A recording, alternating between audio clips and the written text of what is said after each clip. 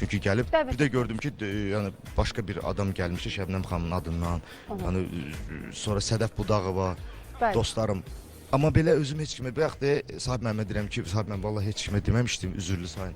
O da Sənin qadan alın. Allah xoşbəxt eləsin, bəxtəvər olasan.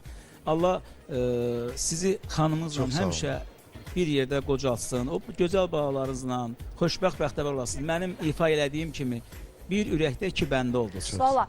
Bir də Rəvan, bunu mütləq vurğulayaq. Orada Ayanımı, Xalidəni salamlayıram, Rəvan qızları. Onların Rəvanı, atasını bəli, təbrik etməyi çox sosial şəbəkələrdə müzakirələrə səbəb oldu. Ki, yəni qızları atasının toyunda atasını təbrik edir. Amma əslində orada onlar səmimi ürəkdən, bayaq elə Rəvan ilk sözündə də dedi ki, əsas odur ki, qızlarımla həyat yoldaşım gözəl anlaşırlar, gözəl danışırlar. çox gözəl. Yəni Dedikcə. çox müzakirələrə səbəb oldu. Dedikcə gözəl anlaşırlar.